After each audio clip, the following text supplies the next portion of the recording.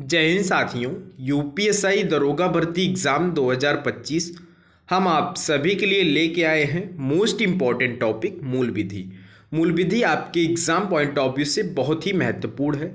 तो हम आप सभी को डेली बेसिस पर मूल विधि के एक एक चैप्टर जिसमें प्रीवियस ईयर क्वेश्चन के साथ साथ आपको इम्पॉर्टेंट सेक्शन भी कंप्लीट करवाया जाएगा। तो आप लोग सेशन के एंड तक बने रहिएगा। चैनल से पहली बार जुड़े हैं तो चैनल को सब्सक्राइब और वीडियो को शेयर करना ना भूलिएगा। तो आज के इस सेशन में हम चैप्टर नंबर फर्स्ट दहेज प्रतिषेध अधिनियम 1961 को कंप्लीट करने वाले हैं। तो आइए सेशन स्टार्ट करते हैं। हमारा पहला क्वेश्चन क्या है? दहेज प्रतिषेध अधिनियम का मुख्य उद्देश्य है। तो इसका मुख्य उद्देश्य क्या है? दहेज लेने पर प्रतिबंध लगाना, दहेज देने पर प्रतिबंध लगाना, ए और बी दोनों, या फिर दहेज लेने और देने के लिए विधि बनाना। तो दहेज प्रतिषेध अधिनियम का मुख्य उद्देश्य क्या है? तो दहेज लेने और देने पर जो है प्रतिबंध लगाना। तो इस क्वेश्चन का राइट आंसर ऑप्शन सी हो जाएगा।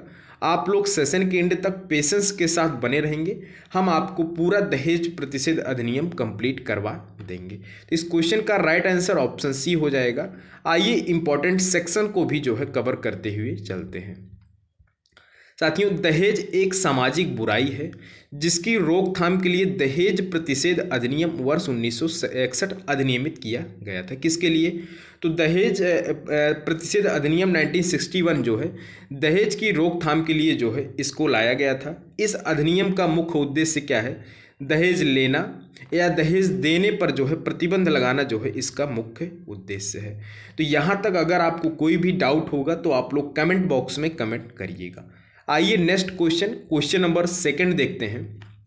दहेज की परिभाषा दी गई है। तो दहेज की परिभाषा जो है कहाँ पे दिया गया है? तो धारा 2 में, धारा 3 में, धारा 4 में या फिर धारा 5 में। तो दहेज की परिभाषा जो है आपको कहाँ पे दी गई है? तो धारा 2 में दिया गया है। कहाँ पे? तो सेक्शन 2 में जो है आपको दहेज की परिभाषा दी गई है। तो दहेज की परिभाषा क्या है? आइए देखते हैं। दहेज को दहेज प्रतिषेध अधिनियम 1961 की धारा 2 में परिभाषित किया गया है। कहाँ पे? तो धारा 2 में जो है दहेज को परिभाषित किया गया है। इसके अनुसार दहेज में कोई ऐसी संपत्ति या मूल्यवान प्रतिभूति अभिप्रेरित है जो विवाह के समय, कब? जो विवाह के समय या उसके पूर्व या उसके बाद किसके द्वारा? तो किसी भी एक विवाह के एक पक्षकार द्वारा, विवाह के दूसरे पक्षकार को, या फिर विवाह के किसी एक पक्षकार के माता पिता के द्वारा, विवाह के दूसरे पक्षकार के माता पिता को या किसी अन्य व्यक्ति के द्वारा दिया जाता है। कैसे? प्रत्यक्ष रूप से या अप्रत्यक्ष रूप से अगर कोई कुछ लिया दिया गया है तो वह जो है दहेज की श्रेणी में आता है। तो इस क्वेश्चन का राइट आंसर हमारा सेक्शन 2 हो जाएगा। दहेज की परिभाषा जो है सेक्शन 2 में जो है दिया गया है। तो आइए नेक्स्ट क्वेश्चन नंबर 3 की तरफ बढ़ते हैं। दहेज में क्या शामिल नहीं है? ऑप्शन ए है विवाह के समय पक्षकारों को कुछ देने के लिए करार। ऑप्शन बी है विवाह के बाद लड़की के घर वालों से सामान मांगना, या फिर ऑप्शन सी है विवाह के पूर्व आपस में लेन और देन की संविदा, या फिर मेहर। तो दहेज में जो है किसको सम्मिलित नहीं किया गया है? तो मेहर को जो है दहेज में सम्मिलित नहीं किया गया है। मेहर क्या होता है? आइए इसके बारे में डीपली देखते हैं। दहेज प्रतिषेध अधिनियम की धारा 2 में परिभाषित दहेज में जो है मेहर को शामिल नहीं किया गया है। मेहर, जिसे महर भी कहा जाता है, यह एक ऐसी धनराशि होती है जो लड़के किसके द्वारा? तो जो लड़के के पिता के द्वारा जो है लड़की को दी जाती है। किसके द्वारा? तो लड़के के पिता के द्वारा जो है लड़की को दी जाती है, या जो है मेहर कहलाता है। दहेज के लिए जो है क्या होना आवश्यक है? तो मांग होना जो है आवश्यक है। किसी भी पक्ष द्वारा अगर जब तक दहेज में मांग नहीं होगा तब तक वह जो है दहेज में नहीं आएगा। वह किस में आएगा? वह गिफ्ट में आएगा। तो आइए नेक्स्ट क्वेश्चन देखते हैं। क्वेश्चन नंबर 4 हमारा क्या है? दहेज प्रतिषेध अधिनियम कब अधिनियमित हुआ था? तो प्यारे साथियों, दहेज प्रतिषेध अधिनियम जो है कब अधिनियमित हुआ था? तो 1 जुलाई वर्ष 1962 को, 1 फरवरी वर्ष 1961 को, 20 मई वर्ष 1961 को, या 5 जून वर्ष 1961 को। तो दहेज प्रतिषेध अधिनियम जो हमारा है वो 20 मई वर्ष 1961 को जो है अधिनियमित हुआ था। तो इस क्वेश्चन का राइट आंसर ऑप्शन सी हो जाएगा। आइए इससे जुड़े कुछ महत्वपूर्ण बिंदुओं को देखते हैं। दहेज प्रतिषेध अधिनियम वर्ष 1961 या जो है कब अधिनियमित हुआ था, तो 20 मई वर्ष 1961 को जो है यह अधिनियमित हुआ था। जबकि लागू यह कब हुआ था, तो प्यारे साथियों यह जो है 1 जुलाई वर्ष 1961 को जो है लागू हुआ था। कब, तो 1 जुलाई वर्ष 1961 को लागू हुआ था, 20 मई वर्ष 1961 को जो है अधिनियमित हुआ था। इसमें कुल कितनी धाराएं हैं, तो इसमें जो है कुल 10 धाराएं हैं। इसमें जो है कोई भी अध्याय नहीं है। आइए नेक्स्ट क्वेश्चन नंबर 5 की तरफ बढ़ते हैं। दहेज लेना या देना दहेज प्रतिषेध अधिनियम के तहत अपराध है, यह किस धारा में है? तो प्यारे साथियों दहेज लेना या दहेज देना दहेज प्रतिषेध अधिनियम के तहत जो है यह अपराध है। इसका उल्लेख जो है किस धारा में किया गया है, तो धारा 5 में, धारा 2 में, धारा 6 में या फिर धारा 3 में। तो धारा 3 में जो है इसका उल्लेख किया गया है। ऑप्शन डी जो होगा इस क्वेश्चन का राइट आंसर हो जाएगा। साथियों दहेज प्रतिषेध अधिनियम की धारा 3 के अंतर्गत दहेज लेना या दहेज देना अपराध की श्रेणी में आता है, जिसके लिए दंड का प्रावधान किया गया है। इसमें आपको दंड जो है कम से कम 5 वर्ष की सजा या फिर जुर्माना आपको जो है 15,000 रुपये का या फिर दहेज की राशि के बराबर आपको जुर्माना देना पड़ सकता है। तो इस क्वेश्चन का राइट आंसर हो जाएगा दहेज लेना या दहेज देना जो है धारा 3 के अंतर्गत परिभाषित किया गया है। तो आइए नेक्स्ट क्वेश्चन देखते हैं। क्वेश्चन से जुड़ा कोई भी डाउट हो तो प्यारे साथियों आप लोग कमेंट बॉक्स में कमेंट जरूर करिएगा। दहेज मांगने के लिए दंड दहेज प्रतिषेध अधिनियम के किस धारा से संबंधित है? तो दहेज मांगने के लिए दंड का प्रावधान जो है यह दहेज प्रतिषेध अधिनियम की किस धारा से संबंधित है? तो धारा 5 से, धारा 2 से, धारा 4 से या फिर धारा 3 से। तो प्यारे साथियों इसका संबंध जो है वो धारा 4 से है। किससे है? तो दहेज मांगने के लिए जो दंड दिया गया है वो धारा 4 में दिया गया है। ऑप्शन सी जो होगा इस क्वेश्चन का राइट आंसर हो जाएगा। इसके लिए दंड जो है कितना दिया गया है? तो दहेज प्रतिषेध अधिनियम वर्ष 1961 की धारा 4 के अंतर्गत दहेज मांगना जो है एक अपराध है। इसके लिए दंड आपको जो है कम से कम 6 माह से कम नहीं और 2 वर्ष तक हो सकता है। साथ में जुर्माना आपको जो है 10,000 रुपये, कितना? तो 10,000 रुपये भी आपको जो है जुर्माना या कोई एक पे करना पड़ सकता है। तो आइए नेक्स्ट क्वेश्चन देखते हैं। क्वेश्चन नंबर 7 हमारा क्या है?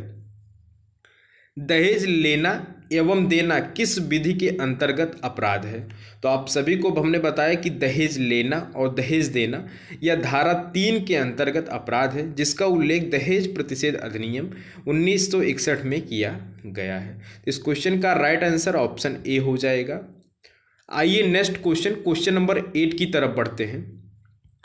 दहेज देने या लेने का समझौता होता है तो अमान्य करणीय होता है, अमान्य होता है, अमान्य होता है या फिर जो है विधि सम्मत होता है।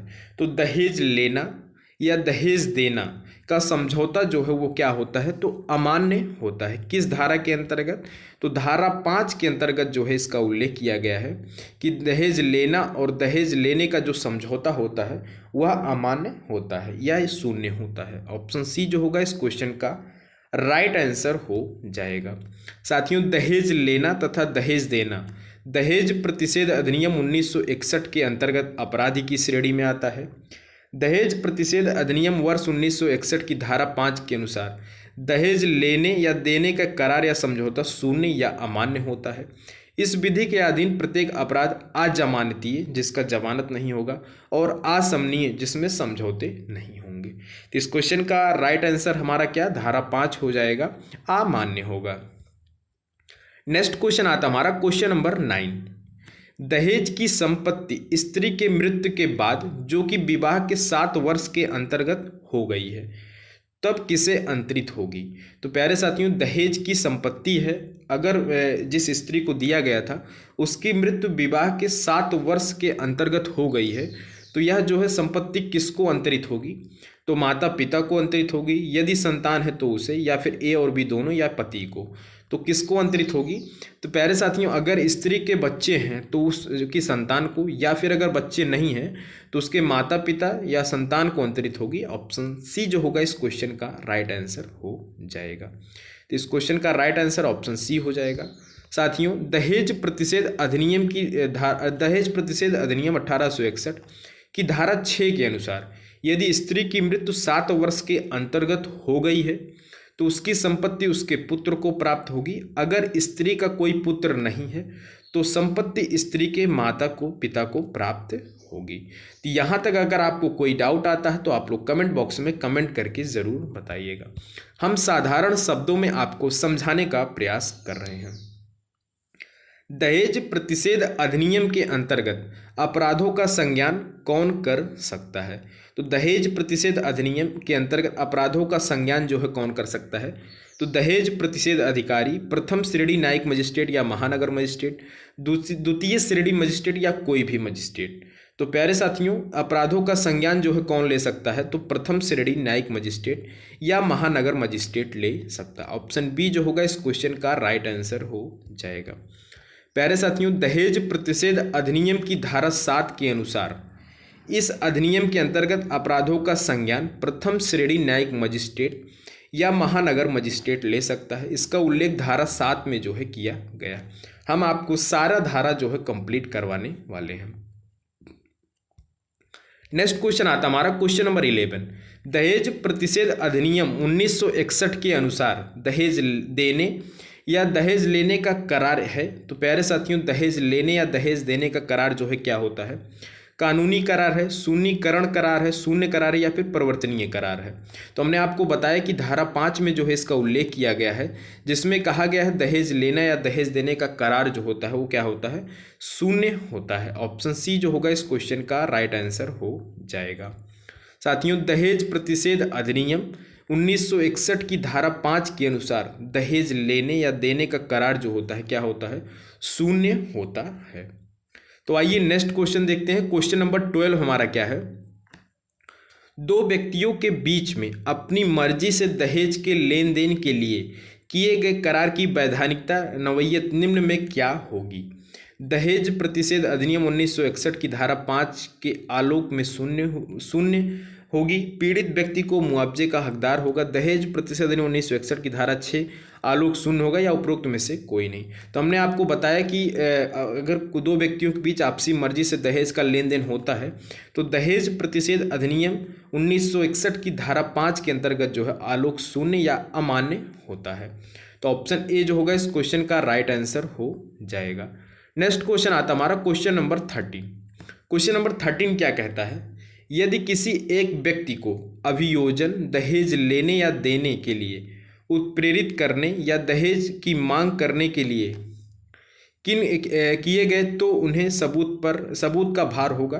तो प्यारे साथियों, किसके ऊपर जो है सबूत का भार होगा? अभियुक्त के ऊपर, शिकायतकर्ता के ऊपर, अभियुक्त या शिकायतकर्ता दोनों पर या उपयुक्त में से कोई नहीं है। तो किसके ऊपर जो होगा? अभियुक्त के जो है ऊपर होगा। ऑप्शन ए जो होगा इस क्वेश्चन का राइट आंसर हो जाएगा।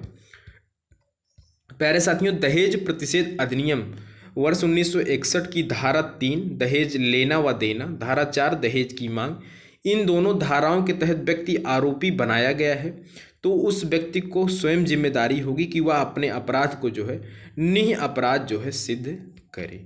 तो आइए नेक्स्ट क्वेश्चन देखते हैं। क्वेश्चन नंबर 14 हमारा क्या है? दहेज लेना एवं देना किस विधि के अंतर्गत अपराध है? तो प्यारे साथियों, दहेज लेना व देना जो है किस विधि के अंतर्गत जो है अपराध की श्रेणी में आता है? तो दहेज प्रतिषेध अधिनियम वर्ष 1961 के तहत जो है अपराध की श्रेणी में आता है। ऑप्शन ए जो होगा इस क्वेश्चन का राइट आंसर हो जाएगा।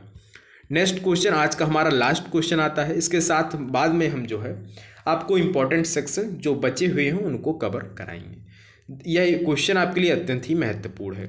दहेज अपराध धारा 304 खा किसके तहत? तो किसके भारतीय दंड संहिता की विवेचना किसके द्वारा की जाती है? तो थाना प्रभारी के द्वारा, निरीक्षक रैंक के थाना प्रभारी द्वारा, पुलिस उपाधीक्षक स्तर के अधिकारी या किसी भी विवेचना अधिकारी द्वारा। तो किसके द्वारा? तो प्यारे साथियों, दहेज अपराध की विवेचना जो है किसके द्वारा की जाती है? तो पुलिस उपाधीक्षक स्तर के अधिकारी द्वारा की जाती है। ऑप्शन सी जो होगा इस क्वेश्चन राइट आंसर हो जाएगा।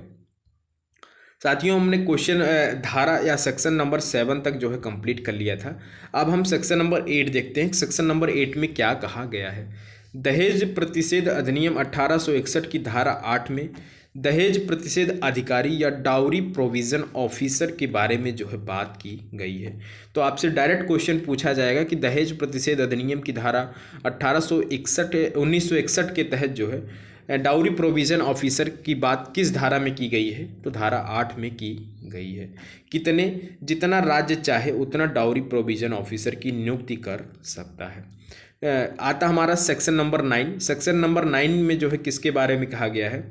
तो दहेज प्रतिषेध अधिनियम 1861 की धारा 9 में जो है इस एक्ट के तहत सभी कानून बनाने की शक्ति जो है केंद्र सरकार के पास होती है। किसके। तो दहेज प्रतिषेध अधिनियम की धारा 1961 की धारा 9 के अनुसार जो है सभी कानून बनाने का अधिकार जो है किसके पास होता है। तो केंद्र सरकार के पास होता है। तो इस क्वेश्चन का राइट आंसर धारा 9 या सेक्शन नंबर 9 हो जाएगा। आइए लास्ट सेक्शन देखते हैं, सेक्शन नंबर 10। सेक्शन नंबर 10 में क्या कहा गया है। दहेज प्रतिषेध अधिनियम 1861 की धारा 10 के तहत राज्य सरकार के नियम बनाने की शक्ति दी गई है। किसकी शक्ति दी गई है। वह सिर्फ जो है डाउरी प्रोविजन ऑफिसर की नियुक्ति कर सकता है, जिसमें वह राज्य सरकार को जो है डाउरी प्रोविजन ऑफिसर को जो है पुलिस अधिकारी की जो है शक्ति दे सकता है। किसको। तो डीपीओ को जो है राज्य पुलिस अधिकारी की शक्ति दे सकता है। किसमें। धारा 10 में जो है इसके बारे में कहा गया है। तो आप सभी का अगर यहाँ तक क्लियर हो गया होगा। इसी के साथ टोटल 10 धाराएं थी जिसको हमने कंप्लीट कर लिया है। तो अगर आप सभी को वीडियो अच्छा लगा होगा तो वीडियो को लाइक, चैनल को सब्सक्राइब और वीडियो को शेयर करना ना भूलिएगा। हमने सिंपल वे के माध्यम से आपको समझाने का प्रयास किया है। मिलते हैं।